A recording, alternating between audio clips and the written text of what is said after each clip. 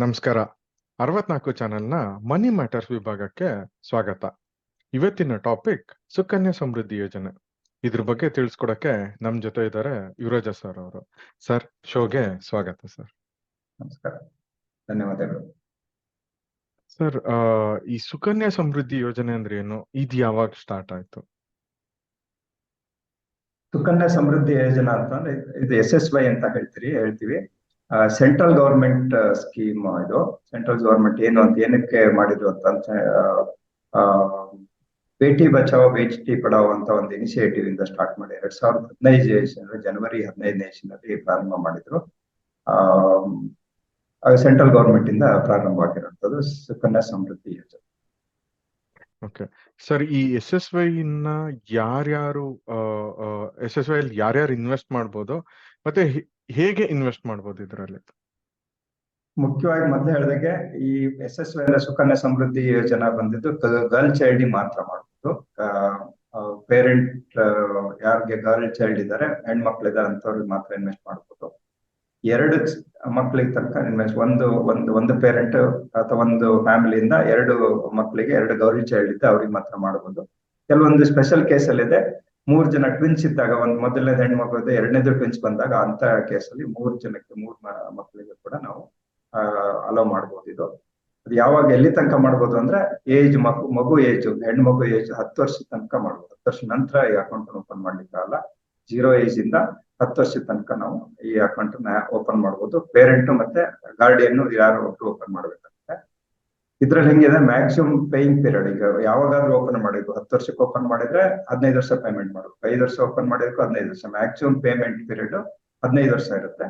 Maturity ಬಂದು ನಾವು invest ಯಾವಾಗ ಸ್ಟಾರ್ಟ್ ಮಾಡಿರ್ತೀವಲ್ಲ ಅವತ್ತಿಂದ 21 ವರ್ಷ ಕಾಯ್ಬೇಕಾಗತ್ತೆ.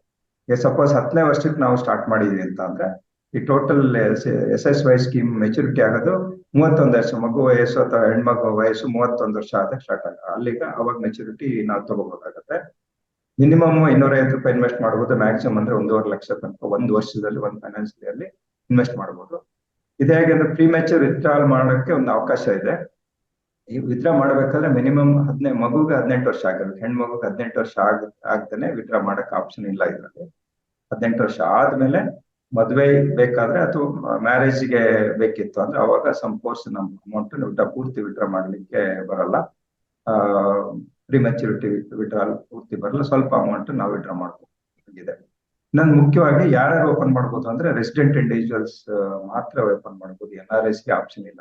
NRS ಗಾಗ್ಲಿ OCA ಕಾರ್ಡ್ ಹೋಲ್ಡರ್ ಮಾಡ್ಲಿಕ್ಕೆ ಬರಲ್ಲ. ಸಪೋಸ್ ನಾವು ಓಪನ್ ಬ್ಯಾಂಕ್ ಇದನ್ನ ಅಕೌಂಟ್ ಓಪನ್ ಮಾಡಬೇಕಾದ್ರೆ ಮಗು ರೆಸಿಡೆಂಟ್ ಇಂಡಿವಿಜುವಲ್ ಆಗಿರುತ್ತೆ, ನಂತರ NRS ಆಯ್ತು ಅಂದ್ರೆ ಅವ್ರು ಕಾಂಟ್ರಿಬ್ಯೂಷನ್ ಮಾಡ್ಲಿಕ್ಕೆ ಬರಲ್ಲ. NRI ಆದ ತಕ್ಷಣ, ಕನ್ವರ್ಷನ್ ಆದ ತಕ್ಷಣ ನಾವು ಮಾಡಕ್ ಬರಲ್ಲ, ಅಮೌಂಟ್ ನಾವು ವಿತ್ಡ್ರಾ ಮಾಡ್ಬೇಕಾಗ್ತದೆ. ಇದನ್ನ ಎಲ್ಲೆಲ್ಲಿ ಮಾಡ್ಬೋದು ಅಂದ್ರೆ mainly post office, central government scheme ಆಗಿರೋದ್ರಿಂದ ಪೋಸ್ಟ್ ಆಫೀಸ್ ಅಲ್ಲಿ ಮಾಡ್ಬೋದು, ಅಥವಾ ಶೆಡ್ಯೂಲ್ಡ್ ಕಮರ್ಷಿಯಲ್ ಬ್ಯಾಂಕ್ ಏನಿದೆ ಇಂಡಿಯನ್ ಬ್ಯಾಂಕ್ಸ್ ಅಲ್ಲಿ ಓಪನ್ ಮಾಡ್ಬೋದು. ಸರ್, ಇದರಿಂದ ಏನಾದ್ರು ಇನ್ವೆಸ್ಟರ್ಸ್ ಗೆ ಟ್ಯಾಕ್ಸ್ ಬೆನಿಫಿಟ್ಸ್ ಇದೆಯಾ? ಮುಖ್ಯವಾದ ಇಂಪಾರ್ಟೆಂಟ್ ಕ್ವಶನ್ ಇದೆ. ಯಾಕೆಂದ್ರೆ ಇದರಲ್ಲಿ ಟ್ಯಾಕ್ಸ್ ಬೆನಿಫಿಟ್ ಇದೆ. ಇದು 2 ಸ್ಕೀಮು ಇಂಡಿಯಾದಲ್ಲಿ ಕರೆಂಟ್ಲಿ ಇರೋದು. ಇ ಅಂತ ಹೇಳಿ, ಟ್ರಿಬಲ್ ಅಂತ ಹೇಳ್ತೀವಿ. ಎಕ್ಸೆಂಪ್ಟ್ ಅಂಡ್ ಎಕ್ಸೆಂಪ್ಟ್ ಅಂತ ಅಂದ್ರೆ ಇನ್ವೆಸ್ಟ್ಮೆಂಟ್ ಮಾಡ್ಬೇಕಾದ್ರೂ ಎಕ್ಸಂಪ್ಷನ್ ಇದೆ, ಅಂದ್ರೆ ATC ಅಲ್ಲಿ ನಾವು ಬರುತ್ತಲ್ಲ. ನಂತರ ಬೆಳವಣಿಗೆ ಆಗ್ಬೇಕಾದ್ರೂ ಅದಕ್ಕೆ ಟ್ಯಾಕ್ಸ್ ಎಕ್ಸಂಪ್ಷನ್ ಇದೆ. ಅಮೌಂಟ್ ವಾಪಸ್ ತೆಗಿಬೇಕಾದ್ರೆ, ಮೆಚುರಿಟಿ ಆದ್ಮೇಲೆ ವಾಪಸ್ ತೆಗಿಬೇಕಾದ್ರೂ ಕೂಡ ನಮ್ಗೆ ಟ್ಯಾಕ್ಸ್ ಇರಲ್ಲ. ಅದಕ್ಕೆ ಈ ಸ್ಕೀಮ್ಗೆ ಟ್ರಿಬಲ್ ಇ ಸ್ಕೀಮ್ ಅಂತ ಹೇಳ್ತೀವಿ. ಎಕ್ಸೆಂಪ್ಟ್ ಅಂತ ಹೇಳ್ತೀವಿ. ಈ ತರ ಅವಕಾಶ ಇರೋದು 2 ಇನ್ಸ್ಟ್ರೂಮೆಂಟ್. ಒಂದು ಸುಕನ್ಯಾ ಸಮೃದ್ಧಿ ಸ್ಕೀಮ್, ಮತ್ತೊಂದು PPF ಮತ್ತೆ PF ಕೂಡ ಇದೆ. ಇದು ಬಿಟ್ಟು ಸುಕನ್ಯಾ ಸಮೃದ್ಧಿ ಬಿಟ್ಟು 2 ಅಡಿಷನಲ್ ಆಗಿ ಏನಂದ್ರೆ PPF ಮತ್ತೆ PF ಮಾತ್ರ ಇಷ್ಟೊಂದು ಟ್ರಿಬಲ್ ಇ ಸ್ಕೀಮ್ ಅಂತ ಅಪ್ಲೈ ಆಗುತ್ತೆ. ಟ್ಯಾಕ್ಸ್ ಬೆನಿಫಿಟ್ ನೋಡಿದ್ರೆ ಇದು ಒಳ್ಳೆ ಸ್ಕೀಮ್. ಓಕೆ, ಈಗ SSY ಇಂಟ್ರೆಸ್ಟ್ ರೇಟ್ ಏನಿದೆ, ಮತ್ತೆ ಲಾಕ್ ಇನ್ ಪೀರಿಯಡ್ ಏನಾದ್ರು ಇದೆಯಾ ಇದಕ್ಕೆ? ನಾವು ಲಾಕ್ ಇನ್ ಪೀರಿಯಡ್ ಮೊದಲೇ ಹೇಳಿದಾಗೆ ಮಿನಿಮಮ್ 18 ವರ್ಷದ ತನಕ, ಮಗು 18 ವರ್ಷದ ತನಕ ಇರ್ಬೇಕಾಗತ್ತೆ. 18 ವರ್ಷ ಆಗ ತನಕ ನಾವು ವಾಪಸ್ ತೆಗಿಲಿಕ್ಕೆ ಆಗಲ್ಲ, ಅನ್ಲೆಸ್ ಸರ್ಟನ್ ಕೆಲವೊಂದು ವಿಷಯ ಬೇಕು, ಕೆಲವೊಂದು ಕಂಡೀಷನ್ಸ್ ಅಲ್ಲಿ ಅದ್ ಮಾಡ್ಬೋದು. ಮೆಚುರಿಟಿ ಅದು 31 ವರ್ಷ ಅಂದ್ರೆ ಮಿನಿಮಮ್ ಅಂದ್ರೆ 25 ಇಯರ್ಸ್, 15 ವರ್ಷದ ತನಕ ನಾವು ಇರ್ಲೇಬೇಕಾಗತ್ತೆ. 21 ಇಯರ್ಸ್ ನಮ್ಗೆ ಲಾಕ್ ಇನ್ ಪೀರಿಯಡ್ ಇರೋದ್ರಿಂದ ನಮ್ಗೆ ಸ್ವಲ್ಪ ಅಂದ್ರೆ ಅದು ಸ್ವಲ್ಪ ಕಷ್ಟ, 21 ವರ್ಷದ ತನಕ ಕಷ್ಟ ಅನ್ಸ್ಬೋದು.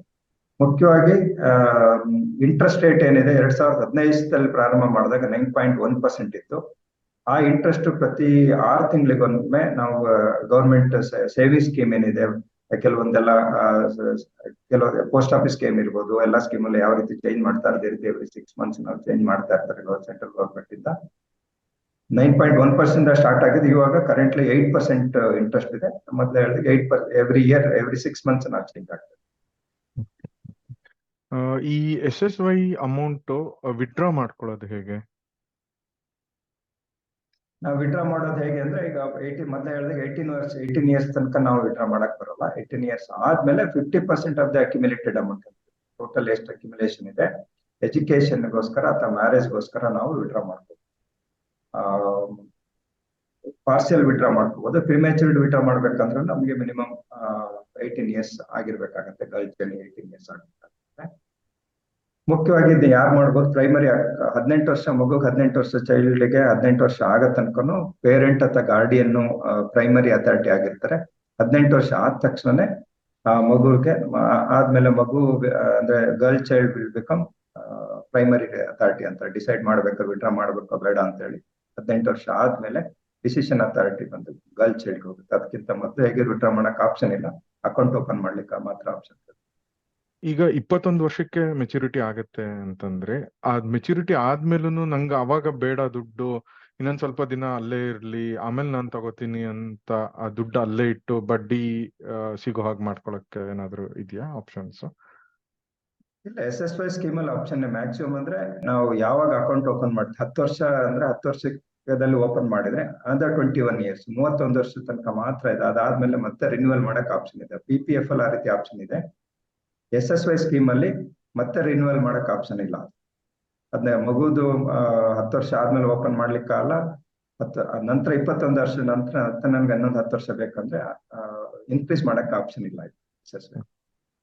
Okay okay. ಸೊ ಮತ್ತೆ ಅದೇ ಕ್ವಶನ್, ಈಗ ಇಷ್ಟೆಲ್ಲ ಡೀಟೇಲ್ಸ್ ತಿಳ್ಕೊಂಡ್ವಿ. ಈಗ ನಮಗೆ SSY ಬೇಕಾ ಬೇಡವಾ ಅಂತ ಹೇಗ್ ಡಿಸೈಡ್ ಮಾಡೋದು?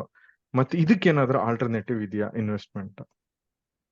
ಇದು ಹೇಗೆ ಅಂದ್ರೆ, ಒಂದು ಗರ್ಲ್ ಚೈಲ್ಡ್ ಇದ್ದ ತಕ್ಷಣ ಒಂದು ಸೆಂಟಿಮೆಂಟಲ್ ರೀಸನ್ ಆಗುತ್ತೆ. ಒಂದು ಸ್ಕೀಮ್ ಇದೆ, ಗವರ್ಮೆಂಟ್ ಇಂದ ಸ್ಕೀಮ್ ಇದೆ, ಅದಕ್ಕೋಸ್ಕರ ಓಪನ್ ಮಾಡಿ ಅಂತ ಚಾನ್ಸಸ್ ಇರುತ್ತೆ. ಇದರಲ್ಲಿ ಈಕ್ವಿಟಿ ಇನ್ವೆಸ್ಟ್ಮೆಂಟ್ ಏನಿರಲ್ಲ, ಗೌರ್ಮೆಂಟ್ ಗ್ಯಾರಂಟೆಡ್ ಇರುತ್ತೆ. ಗೌರ್ಮೆಂಟ್ 8% ಇರ್ಬೋದು, 7% 9% ಗ್ಯಾರಂಟೆಡ್ ಇರೋದ್ರಿಂದ ಅಷ್ಟಕ್ಕೆ ಮಾತ್ರ ಸೀಮಿತ ಆಗಿರುತ್ತೆ. ನಮ್ಮ ಈಗ ಫೈನಾನ್ಷಿಯಲ್ ಪ್ಲಾನಿಂಗ್ ಆಂಗಲ್ ಹೋಗ್ಬೇಕಂದ್ರೆ, ಫೈನಾನ್ಷಿಯಲ್ ಈಗ ಒಂದ್ ರೀತಿ ಕರೆಕ್ಟ್ ಆಗಿ ನಾವು ಇನ್ನೂ ಕಾರ್ಪೊರೇಷನ್ ಜಾಸ್ತಿ ಕ್ರಿಯೇಟ್ ಮಾಡ್ಬೇಕಂದ್ರೆ ಈಕ್ವಿಟಿ ಪೋರ್ಷನ್, ಈಕ್ವಿಟಿಯಲ್ಲಿ ಇನ್ವೆಸ್ಟ್ ಮಾಡೋ ಅಂತ ಕೆಲವೊಂದು ಪ್ರಾಡಕ್ಟ್, ಮೊದಲೇ NPS ಹೇಳಿದೆ, ಅಥವಾ ಮ್ಯೂಚುವಲ್ ಫಂಡ್, ಈಕ್ವಿಟಿ ಮ್ಯೂಚುವಲ್ ಫಂಡ್ಸ್ಗಳು ಇದೆಯಲ್ಲ, ಈ ತರ ಫಂಡ್ಗಳಲ್ಲಿ ಇನ್ವೆಸ್ಟ್ಮೆಂಟ್ ಮಾಡಿದ್ರೆ ಜಾಸ್ತಿ ರಿಟರ್ನ್ಸ್ ಬರೋ ಚಾನ್ಸಸ್ ಇರುತ್ತೆ. ಯಾಕಂದ್ರೆ ಇಲ್ಲಿ ಲಾಕಿನ್ 21 ವರ್ಷ ಲಾಕಿನ್ ಪೀರಿಯಡ್ ಇದೆ. ಈಗ ಯಾವುದೇ ಪ್ರಾಡಕ್ಟ್ ಅಲ್ಲಿ 21 ವರ್ಷ ಲಾಕಿನ್ ಇತ್ತು ಅಂದ್ರೆ ರಿಟರ್ನ್ಸ್ ಕೂಡ ಕಡಿಮೆ ಬರುತ್ತೆ. ಅಂದ್ರೆ ಇನ್ಫ್ಲೇಷನ್ ಗಿಂತ ಬೀಟ್ ಮಾಡದೆ ಚಾನ್ಸಸ್ ಇರ್ಬೋದು. ಕೆಲವೊಂದು 7% ಇಂಟ್ರೆಸ್ಟ್ ಇದೆ, ನಮಗೆ ಇನ್ಫ್ಲೇಷನ್ 8-9% ಇದ್ದಾಗ ಇನ್ಫ್ಲೇಷನ್ ಬೀಟ್ ಮಾಡಲ್ಲ. ಹಾಗಾಗಿ ನಮಗೆ ಪರ್ಚೇಸಿಂಗ್ ಪವರ್ ಅಂತ ಏನ್ ಹೇಳ್ತೀವಿ, 20 ವರ್ಷ ನಂತರ, ಈಗ ಮಗು 31 ವರ್ಷ ಆಗಿದ್ದಾಗ ನಮ್ಮ ವ್ಯಾಲ್ಯೂ ಕಡಿಮೆ ಆಗಿರ್ಬೋದು. ಗ್ರೋತ್ ಆಗಿದ್ರು ಕೂಡ 7% ಕೊಟ್ಟು ಕೂಡ ಇಂಟ್ರೆಸ್ಟ್, ನಮ್ದು ಇನ್ಫ್ಲೇಷನ್ ಜಾಸ್ತಿ ಇದ್ರೆ ನಮ್ಗೆ ಬೇಕಾಗಿದ್ದಕ್ಕಿಂತ ಕಡಿಮೆ ಇದೆ, ನಮ್ಮ ಪರ್ಚೇಸಿಂಗ್ ಪವರ್ ಕಡಿಮೆ ಆಗ್ಬಿಡುತ್ತೆ. ನಾವು ಹಾಗಾಗಿ ಇದಕ್ಕಿಂತ ಜಾಸ್ತಿ ರಿಟರ್ನ್ ಬರುವಂತದ್ದು ಗ್ಯಾರಂಟಿ ಇರ್ಬೋದು. ಒಂದು ಗ್ಯಾರಂಟಿ ಪೋರ್ಷನ್ ಓಕೆ, ಅದ್ರ ಜೊತೆಗೆ ಬೇರೆ ಏನೋ ಅಡಿಷನಲ್ ಸ್ವಲ್ಪ ಅಮೌಂಟ್ ಹಾಕಿ ಉಳಿದಿದ್ದ ಅಮೌಂಟ್ ಈಕ್ವಿಟಿ ಮ್ಯೂಚುವಲ್ ಫಂಡ್ ಇರ್ಬೋದು, ಅಥವಾ ಕೆಲವೊಂದು ಅವ್ರಿಗೆ ಗೊತ್ತಿದ್ರೆ ಸ್ಟಾಕ್ಸ್ ಸೆಲೆಕ್ಷನ್ ಮಾಡಕ್ ಗೊತ್ತಿತ್ತು ಅಂತ ಅದ್ರಲ್ಲಿ ಈಕ್ವಿಟಿ ಡೈರೆಕ್ಟ್ ಸ್ಟಾಕ್ಸ್ ಅಲ್ಲಿ ಇನ್ವೆಸ್ಟ್ ಮಾಡ್ಬೋದು. ಬೆಸ್ಟ್ ಅಂದ್ರೆ ಫಂಡ್ ಮ್ಯಾನೇಜ್ಮೆಂಟ್ ಇರೋದ್ರಿಂದ ಮ್ಯೂಚುವಲ್ ಫಂಡ್ ಅಲ್ಲಿ, ಮ್ಯೂಚುವಲ್ ಫಂಡ್ ಮುಖಾಂತರ ಮಾಡಿದ್ರೆ 15ರಿಂದ 21 ವರ್ಷದ ಲಾಕಿನ್ ಇರೋದ್ರಿಂದ ಕಾಂಪೌಂಡಿಂಗ್ ಎಫೆಕ್ಟ್ ಜಾಸ್ತಿ ಇರುತ್ತೆ. ಯಾಕಂದ್ರೆ 7% ಅಲ್ಲಿ ಕಾಂಪೌಂಡಿಂಗ್ ಆಗೋದಕ್ಕೂ 7-8% ಅಲ್ಲಿ 10% ಅಲ್ಲಿ ಕಾಂಪೌಂಡಿಂಗ್ ಆಗೋದಕ್ಕೂ ತುಂಬಾ ಡಿಫ್ರೆನ್ಸ್ ಆಗುತ್ತೆ. ಈವನ್ ನಿಫ್ಟಿ ಎಲ್ಲ ನೋಡಿದ್ರು ಕೂಡ ಅವರೇಜ್ ರಿಟರ್ನ್ ಎಲ್ಲ ಜಾಸ್ತಿ ಇರುತ್ತೆ, ಅದಕ್ಕಿಂತ ಜಾಸ್ತಿ ಬರೋ ಚಾನ್ಸ್.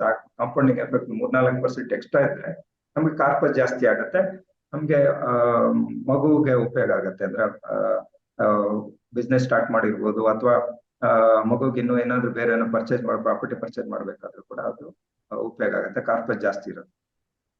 ಓಕೆ ಸರ್, ಈ SSY ಮೇಲೆ ನಮಗಿದ್ದಿದ್ದ ಪ್ರಶ್ನೆ ಎಷ್ಟು, ಅದು ಬಿಟ್ಟು ನಿಮ್ ಕಡೆಯಿಂದ ನಮ್ ವೀಕ್ಷಕರಿಗೆ ಏನಾದ್ರು ಕಿವಿ ಮಾತು? ಮುಖ್ಯವಾಗಿ ಮೊದಲೇ ಹೇಳಿದಾಗೆ SSY scheme Sukanya Samriddhi scheme ಇದೆ.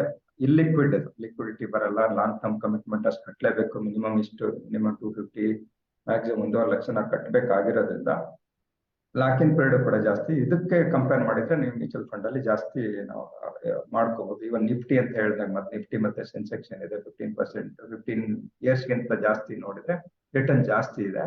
ಹಾಗೆ ಇವನ್ ಕಂಪೇರ್ ಮಾಡಕ್ ಆಗಿಲ್ಲ ಅನ್ನೋ ಕೇಳಕ್ಕೆ ಗೌರ್ಮೆಂಟ್ ಗ್ಯಾರಂಟಿ ಇದು. ಈ ತರ ನಿಫ್ಟಿ ಆಗ್ಲಿ ಬೇರೆ ರಿಟರ್ನ್ಸ್ ಯಾವ್ದು ಗ್ಯಾರಂಟಿ ಇರಲ್ಲ, ರಿಸ್ಕ್ ಇದ್ದೇ ಇರುತ್ತೆ. ರಿಸ್ಕ್ ಜಾಸ್ತಿ ರಿಟರ್ನ್ ಜಾಸ್ತಿ ಇರುತ್ತೆ. ಹಾಗಾಗಿ ನೀವು ಒಂದು ಮುಖ್ಯವಾಗಿ ಇದ್ರಲ್ಲಿ ಕಡಿಮೆ ಮಾಡ್ಲೇಬೇಕಂದ್ರೆ ಸ್ವಲ್ಪ ಇನ್ವೆಸ್ಟ್ ಮಾಡಿ, ಇದ್ರ ಬದಲಿಗೆ ನಾವು ಈಕ್ವಿಟಿ ಮ್ಯೂಚುವಲ್ ಫಂಡ್ಗಳ ಈ ತರದ್ದು ಸ್ಕೀಮ್ಗಳಲ್ಲಿ ನಾವು ಅಥವಾ ಇನ್ವೆಸ್ಟ್ ಇರ್ಬೋದು. ನಮ್ಗೆ ಇನ್ಫ್ಲೇಷನ್ ಬೀಟ್ ಮಾಡೋ ಅಂತದ್ದು ಸ್ಕೀಮ್ಗಳ ಇನ್ವೆಸ್ಟ್ ಮಾಡಿದ್ರೆ ನಮ್ಗೆ ಕಾರ್ಪಸ್ ಜಾಸ್ತಿ ಕ್ರಿಯೇಟ್ ಆಗುತ್ತೆ ನಮಗೆ. ಸರ್, ಸುಕನ್ಯಾ ಸಮೃದ್ಧಿ ಯೋಜನೆ ಬಗ್ಗೆ ನಮ್ಮ ವೀಕ್ಷಕರಿಗೆ ಬಹಳಷ್ಟು ಮಾಹಿತಿಯನ್ನ ತಿಳಿಸ್ಕೊಟ್ರಿ. ಅದಕ್ಕಾಗಿ ನಿಮಗೆ ಧನ್ಯವಾದಗಳು ಸರ್. ಧನ್ಯವಾದಗಳು. ವೀಕ್ಷಕರೇ, ನೋಡಿದ್ರಲ್ಲ, ನಿಮ್ಗೆ SSY ಬಗ್ಗೆ ಎಷ್ಟೊಂದು ಡೀಟೇಲ್ಸ್ ತಿಳಿಸ್ಕೊಟ್ವಿ ನಾವು. ಹೋಪ್ಫುಲಿ ಇದು ನಿಮ್ಗೆ ಯೂಸ್ ಆಗತ್ತೆ ಅಂತ ನಾವು ಭಾವಿಸ್ತೀವಿ. ಈ ವಿಡಿಯೋ ನೋಡಿದ್ದಕ್ಕೆ ನಿಮ್ಗೂ ಕೂಡ ಧನ್ಯವಾದಗಳು.